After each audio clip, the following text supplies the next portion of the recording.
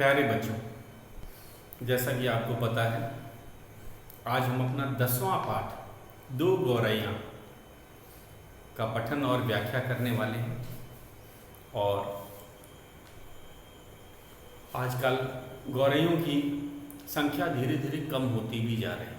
आपको पता होगा, गौरैया को स्पैरो भी बोलते हैं। स्पैरो पहले ये चिड़िया बहुत आम होती थी, लोगों को घरों में ये लोगों के साथ घरों में रहा करती थी, लेकिन अब धीरे धीरे इनकी संख्या कम होती जा रही है। और वैज्ञानिक भी चिंतित हैं कि अगर इसी तरह इनकी संख्या कम हो जाएगी तो ये जो आम चिड़िया, पहले ये आम चिड़िया आती थी, अब ये खास हो गई, क्योंकि अब ये कम देखने को मिलती है। इसके बहुत से कारण बताए जाते हैं, कुछ रेडिएशन या टावर के कारण, और उनकी संख्या काफ़ी कम होती जा रही है। तो हमारी ये जो 10वां पाठ है, दो गौरैया, ये एक हम कहेंगे, ये इसमें व्यंग भी है और इसमें हमें सीख भी मिलती है। तो इसमें गौरैया के बारे में, और हम कहेंगे जो लेखक हैं उनके पिता और माता के बीच में ये जो व्यंग है वो चल रहा है। तो शुरुआत करते हैं हम इस कहानी की। घर में हम 3 ही व्यक्ति हैं, माँ, पिताजी और मैं। पर पिताजी कहते हैं कि यह घर सराय बना हुआ है, हम तो यहाँ मेहमान हैं, घर के मालिक तो कोई दूसरे ही हैं। तो ये कहानी है लेखक और उसके माता पिता की। एक घर किसका है? लेखक है, लेखक जिन्होंने ये कहानी लिखी, और हम कहेंगे उनके माता पिता। इस घर में कौन रहते थे? 3 ही लोग हैं, लेखक और उनके माता पिता। और लेखक के पिताजी का क्या कहना है कि ये घर जो है सराय है, धर्मशाला, जहाँ लोग आते हैं, टिकते हैं और उसके बाद चले जाते हैं। और वे खुद को उस घर का मेहमान मानते हैं। भले वे घर के मालिक थे, लेकिन कहते हैं कि जैसे कि ये जो घर है वो मैं खुद उसमें मेहमान हूँ और घर के मालिक कोई और हैं। अब ये उन्होंने ऐसी बात क्यों की कि घर के वे खुद के मालिक थे, फिर भी कह रहे थे कि मैं इस घर में मेहमान हूँ और इसके मालिक कोई और है। तो इसका आगे बताया है कि क्यों जो लेखक के पिता ने ये बात कही कि वे खुद मेहमान लगते हैं और घर के मालिक और कोई हैं। तो घर के बारे में बताया है, आंगन में आम का एक पेड़ है, तरह तरह के पक्षी उस पर डेरा डाले रहते हैं। जो भी पक्षी पहाड़ियों घाटियों पर से उड़ता हुआ दिल्ली पहुंचता है, पिताजी कहते हैं, वह सीधा हमारे घर पहुंच जाता है, जैसे हमारे घर का पता लिखवा लाया। कभी तोते पहुंच जाते हैं तो कभी कौवे और कभी तरह तरह की गौरैया। वह शोर मचता है कि कान के पर्दे फट जाएं, पर लोग कहते हैं कि पक्षी गा रहे हैं। तो ये जो बात लेखक के पिताजी ने कही थी, उसका कारण भी हमें पता चल गया कि उनके घर में एक बड़ा सा एक आम का पेड़ था और उस पेड़ पे बहुत से पक्षी रहते थे। और यहाँ तक कि उनका घर दिल्ली के पास, दिल्ली में ही था, उनका घर दिल्ली में था। और उन्होंने कहा कि कोई भी पक्षी पहाड़ी या घाटियों से दिल्ली की तरफ आता था तो सीधा उनके ही आंगन में आता था। उन्हें लगता था कि लगता है शायद वो मेरा पता लिखवा करके आया हो, क्योंकि वो सीधा उनके आंगन के उस आम के पेड़ पर ही पहुंच जाता था। तो कभी तोते आ जाते थे और कभी कौवे आ जाते थे, हर तरह के पक्षी, कभी गौरैया आ जाती थी। और पेड़ पे इतने सारे पक्षी रहते थे कि शोर होता रहता था चिड़ियों का, और वो शोर बहुत ज़ोर से होता था, क्योंकि मेरे ख्याल से जो लेखक के पिता हैं वो शायद पक्षियों को नहीं प्यार करते थे, क्योंकि जो लोग पक्षियों को प्यार करते थे वो क्या कहते थे, देखो आप कितने, आपके आम के पेड़ पर पक्षी गीत गा रहे हैं। लेकिन पिताजी को क्या लगता था कि वो बहुत शोर मचा रहे हैं, इतना शोर मचा रहे हैं कि लगता है कि कान के पर्दे फट जाए। तो ये कारण था कि शायद पिताजी को पक्षियों का जो शोर पसंद नहीं था। जो वो हम कहेंगे जो पक्षी गीत भी गाते थे पिताजी को शोर लगता था। अब आगे है, घर के अंदर भी यही हाल है। ये तो अभी हमने घर के आंगन की बात की थी, उसी आंगन की जिसमें कि नीम का जिसमें आम का पेड़ था। तो ये तो आंगन की बात हो गई। अब घर के अंदर चलते हैं, क्योंकि घर के अंदर भी यही हाल था। मतलब घर के अंदर भी बहुत से जीव थे। बीसियों तो चूहे बसते थे। बीसियों मतलब 20 से अधिक, 20 से अधिक चूहे बसते थे, मतलब रहते थे। उनके घर में 20 से अधिक चूहे थे। रात भर एक कमरे से दूसरे कमरे तक भागते फिरते हैं। धमा चौकड़ी मचती है तो हम लोग ठीक से सो भी नहीं पाते। बर्तन गिरते हैं, डिब्बे खुलते हैं, प्याले टूटते हैं। एक चूहा अंगीठी के पीछे बैठना पसंद करता है। शायद बूढ़ा है, उसे सर्दी बहुत लगती है। दूसरे को बाथरूम की टंकी पर चढ़कर बैठना पसंद है। शायद गर्मी अधिक लगती है, उसे शायद गर्मी अधिक लगती है। बिल्लियाँ हमारे घर में रहती तो नहीं, हाँ कभी कभार झांक जाती है। मन आया तो अंदर आकर दूध पी गई, और मन ना आया तो बाहर से ही फिर आऊँगी कहकर चली आती है। घर में कबूतर भी हैं। दिन भर गुटर गूं संगीत सुनाई देता है। इतने पर भी बस नहीं, घर में छिपकलियाँ हैं और बर्रे भी हैं, और चींटियों की तो जैसी फौज ही छावनी डाले हुए। तो अब इसमें पिताजी ने जो बताया है कि घर का जो हाल था वो भी आंगन के जो उस आम के पेड़ से भी बुरा था। मतलब बाहर अगर आंगन में कोई दूसरे पक्षी आकर भी बैठ जाए तो उतनी परेशानी नहीं होगी जितने कि घर में जीव पहले से ही थे। जैसे कि उनके घर में चूहे बहुत थे, उनकी संख्या क्या बीसियों में थी, मतलब 20 से भी अधिक। बीसियों का क्या अर्थ है?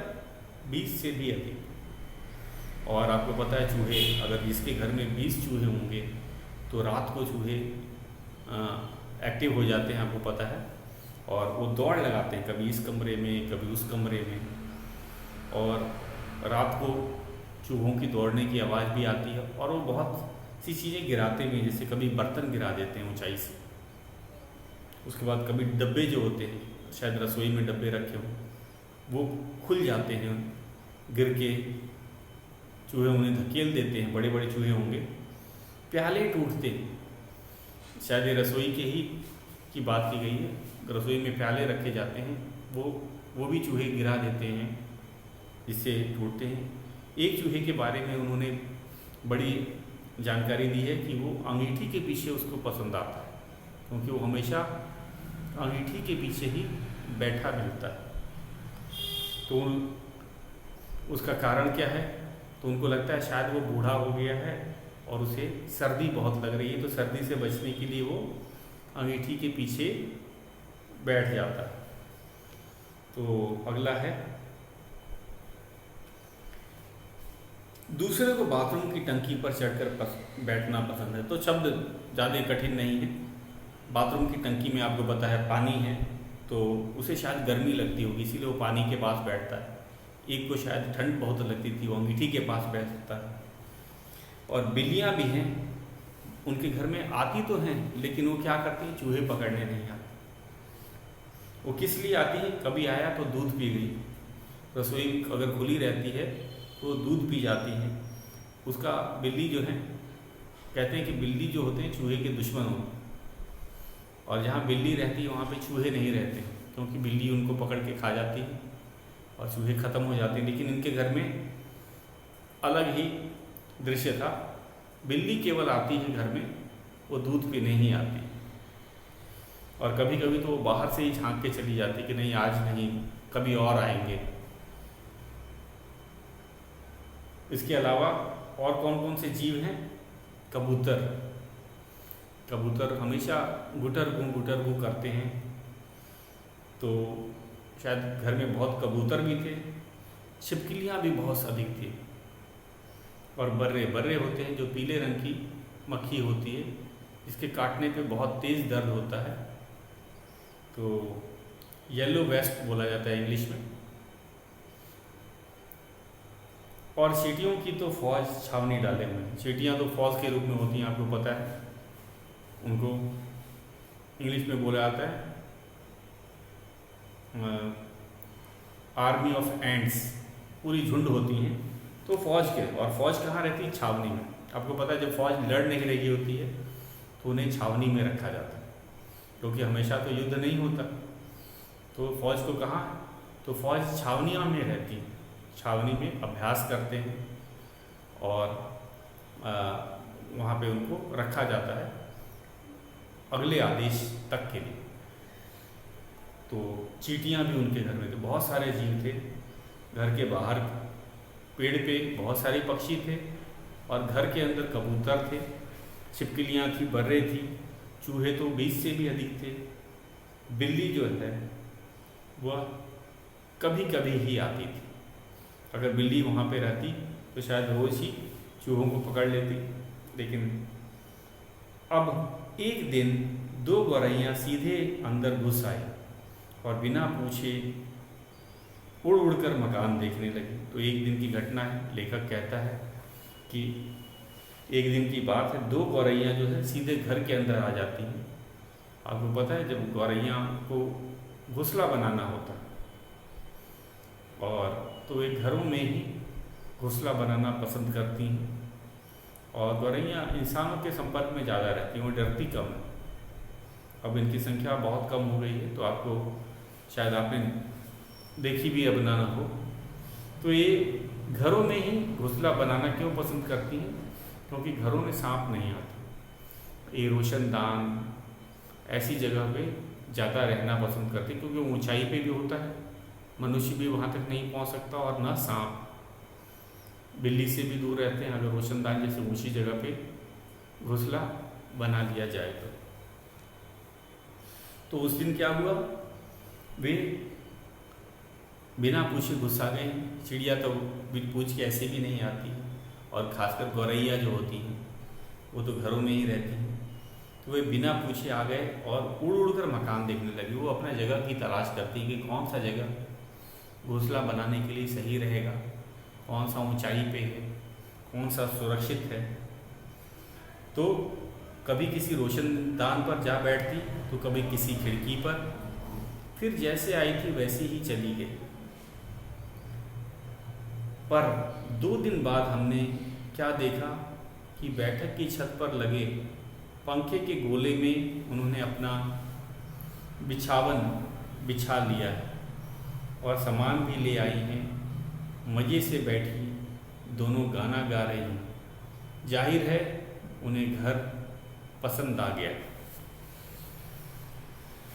तो इसमें लेखक क्या बोलता है कि एक दिन तो उसने देखा कि दोनों चिड़िया घूम रही हैं, कभी रोशनदान पे बैठती हैं, कभी खिड़की पे बैठती हैं, और जैसे घर का वो मुआयना कर रही हूँ, देखने आई हैं।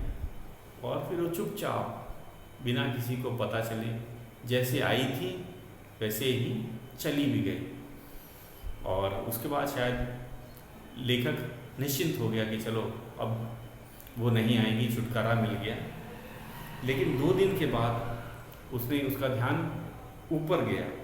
उसने ऊपर देखा बैठक की छत पे जो पंखा लगा था, तो पंखे में एक गोला होता है, आपने देखा होगा, वो प्लास्टिक का होता है, और उसमें कटोरी की तरह होता है, दीवार की तरफ उसका होता है। तो ऊपर से कटोरी जैसा, उसको घोंसला बनाना बहुत अच्छा आसानी से हो सकता है उसमें, अगर घोंसला बनाया जाए तो, क्योंकि वो खुद कटोरी की तरह होता है और बहुत सुरक्षित जगह पे होता है। क्योंकि ना वहाँ पे सांप जा सकता है, ना बिल्ली पहुँच सकती है, पंखा भी ऊंचाई पे होता है, तो मनुष्य के हाथ से भी वो बचा रहेगा। तो उसने यही देखा कि पंखे के गोले में उन्होंने अपना बिछावन बिछा दिया। बिछावन क्या होता है? बिछावन बिस्तर को कहते हैं। और पक्षियों के क्या बिस्तर होते हैं बिछावन में? हम कहेंगे कोई तिनका हो गया, कोई घास हो गया, कोई रुई का टुकड़ा, कोई कपड़े का छोटा सा टुकड़ा,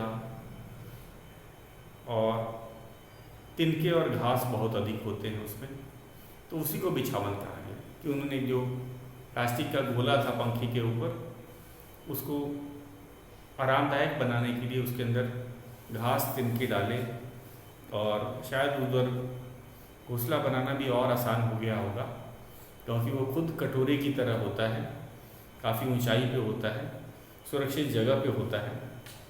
और दोनों जो गौरैया थी काफ़ी खुश थी। क्यों? क्योंकि वो गा रही थी, चहक रही थी, और इसका क्या मतलब है कि उन्हें घर पसंद था, उन्हें एक अच्छा जगह मिल गया था जहाँ पे वे अपना घोंसला बना सकें और चैन से रह सकें।